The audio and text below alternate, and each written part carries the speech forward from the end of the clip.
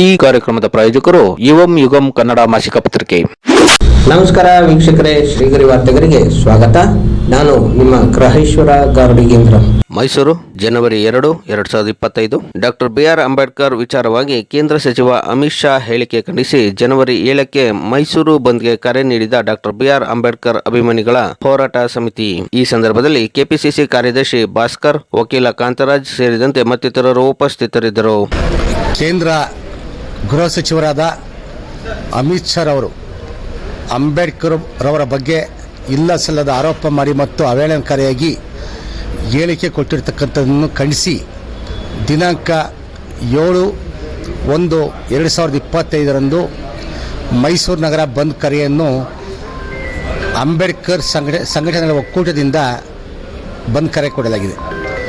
ಈ ಬಂದ್ ಕೂಡ ಯಶಸ್ವಿಯಾಗಲು ಮಾನ್ಯ ವರ್ತಕರ ಸಂಘ, ಆಟೋ ಮಾಲೀಕರ ಸಂಘ, ಬಸ್ ಮಾಲೀಕರ ಸಂಘ ಮತ್ತು ರಸ್ತೆ ಬದಿ ವ್ಯಾಪಾರಿಗಳ ಸಂಘ ಹಾಗೂ ಎಲ್ಲ ಸಂಘ ಸಂಸ್ಥೆ ಮುಖಂಡರುಗಳು ನಮ್ಮೊಟ್ಟಿಗೆ ಕೈ ಜೋಡಿಸಿ ಅಮಿತ್ ಶಾನ ರಾಜೀನಾಮೆ ಕೊಡುವ ತನಕ ನಮ್ಮ ನಿರಂತರ ಹೋರಾಟ ನಡೀತದೆ ಮತ್ತು ಈ ಬಂದ್ ಕೂಡ ಯಶಸ್ವಿಯಾಗಿ ಆಗ್ತದೆ ಮತ್ತು ಯಾವುದೇ ಥರ ಇತರ ಘಟನೆ ನಡೆದಂಗೆ ಬಂದ್ ಯಶಸ್ವಿಯಾಗಲಿ ಅಂತ ಹಾರೈಸ್ತಾ ಇದ್ದೇನೆ. ಹಾಗೂ ಎಲ್ಲ ಬಂದ್ ಕೂಡ ಶಾಂತಿಯುತವಾಗಿ ಸ್ವಯಂ ಘೋಷಿತವಾಗಿ ಬಂದಾಗಂಥ ಸಂದರ್ಭ ಇವತ್ತು ಕಂಡು ಬರ್ತೈತೆ ಅಂತ ನಾನು ಈ ಮೂಲಕ ಹೇಳ್ತಾ ಎಲ್ಲ 7ನೇ ತಾರೀಕು ಮೈಸೂರು ಬಂದ್ನ ಕಾರ್ಯಕ್ರಮಕ್ಕೆ ಬೆಂಬಲ ಕೊಡಬೇಕು ಅಂತ ಈ ಮೂಲಕ ನಾನು ಒತ್ತಾಯ ಮಾಡ್ತಿದ್ದೇನೆ. ನಾನು ಭಾಸ್ಕರ್ ಅಂತ.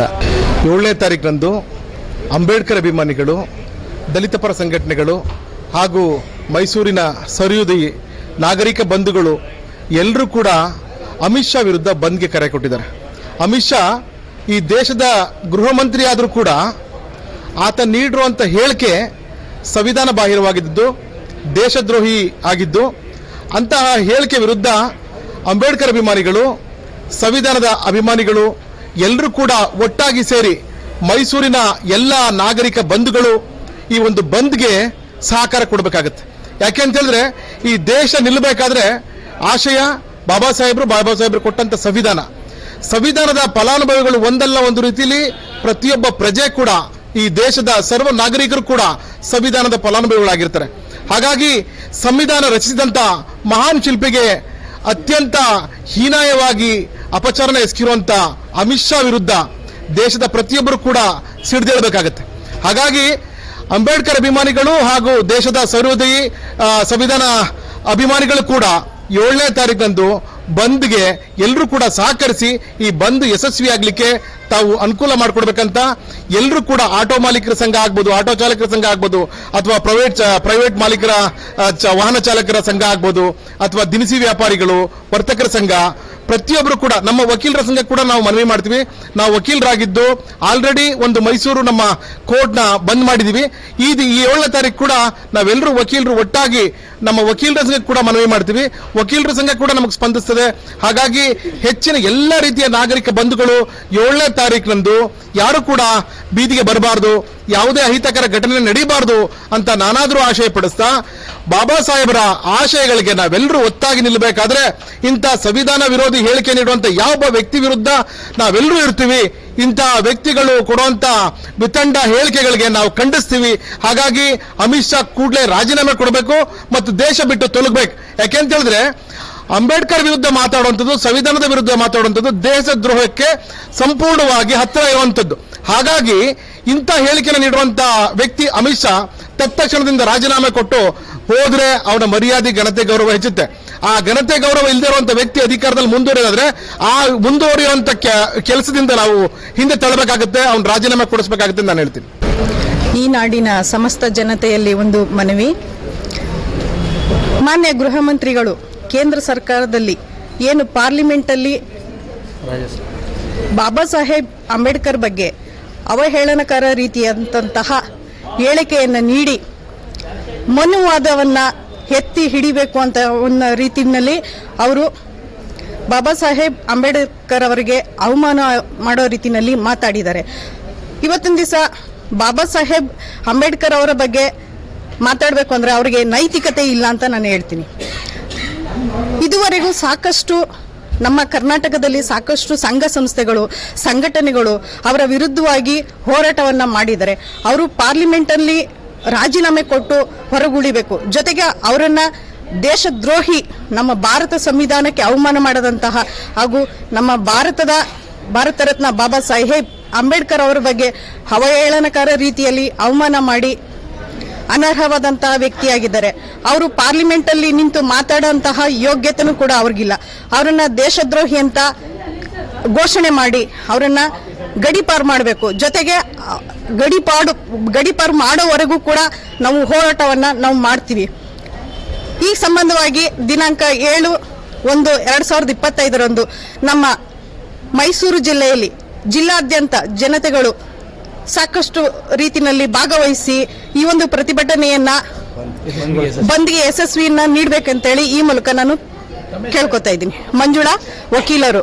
ದಿನಾಂಕ 7/1/2025 ಕೇಂದ್ರ ಸರ್ಕಾರದ ಗೃಹ ಮಂತ್ರಿಯಾದಂಥ ಅಮಿತ್ ಶಾ ಅವರು ಸಂಸತ್ತಿನಲ್ಲಿ ಅಂಬೇಡ್ಕರ್ ಅಂತ ಹೇಳಿ ಅಪಹಾಸ್ಯ ಮಾಡಿ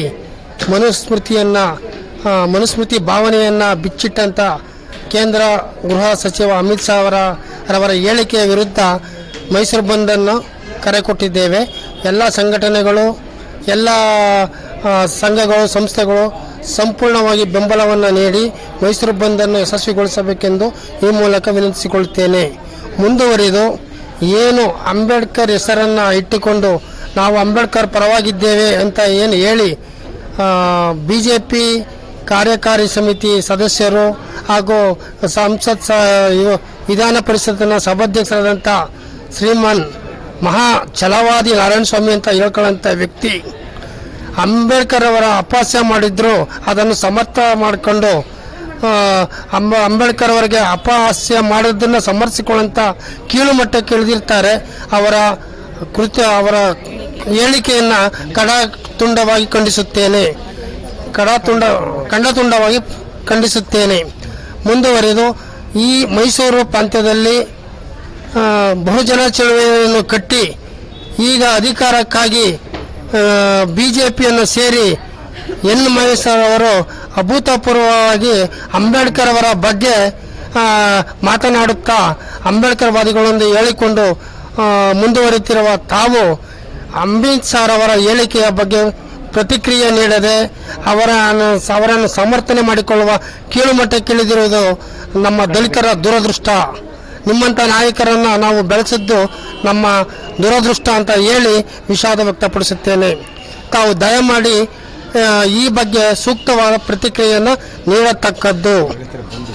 ಮತ್ತು ಏನು ದಲಿತ ಅಂಬೇಡ್ಕರ್ ಅಭಿಮಾನಿಗಳು, ಅಂಬೇಡ್ಕರ್ ವಾದಿಗಳು ಅಂತ ಹೇಳಿಕೊಂಡಿರುವ BJPಯಲ್ಲಿರುವ ದಲಿತ ನಾಯಕರುಗಳು ಅಂಬೇಡ್ಕರ್ ಅವರ ಬಗ್ಗೆ ನಂಬಿಕೆ, ಗೌರವ ಇದ್ದಂಥ ಪಕ್ಷದಲ್ಲಿ ದಿನಾಂಕ 7/1/2025 ನಡೆಯುವ ಮೈಸೂರು ಬಂದ್ ಪ್ರತಿಭಟನೆಗೆ ಬೆಂಬಲ ಸೂಚಿಸಬೇಕೆಂದು ಈ ಮೂಲಕ ತಮ್ಮಲ್ಲಿ ವಿನಂತಿಸಿಕೊಳ್ಳುತ್ತೇನೆ. ವಿಷ್ಣುವರ್ಧನ, ವಕೀಲರು, ಮೈಸೂರು. ಮತ್ತೆ ಮುಂದಿನ ವಾರ್ತೆಗರಿಯಲ್ಲಿ ಭೇಟಿಯಾಗೋಣ. ಶ್ರೀಗರಿ, ನಿಮ್ಮ ಮನದಾಳದ ಗರಿ. ನಮಸ್ಕಾರ. ಶ್ರೀಗರಿ, ನಿಮ್ಮ ಮನದಾಳದ ಗರಿ. ಶ್ರೀಗರಿ, ನಿಮ್ಮ ಭಾವನೆಗಳ ಗರಿ. ಶ್ರೀಗರಿ, ನಾಡಿನ ಹೆಮ್ಮೆಯ ಗರಿ. ಮನೆಮನಗಳ ಗರಿದು ಶ್ರೀಗರಿ, ತನುಮನ ಧನಗಳ ಗರಿದು ಶ್ರೀಗರಿ, ವಿಶ್ವದ ದೇಶದ ನಾಡಿನ ಗರಿದು ಶ್ರೀಗರಿ. ಶ್ರೀಗರಿ ಶ್ರೀಗರಿ ಶ್ರೀಗರಿ ಶ್ರೀಗರಿ ಶ್ರೀಗರಿ, ನಿಮ್ಮ ಮನದಾಳದ ಗರಿ.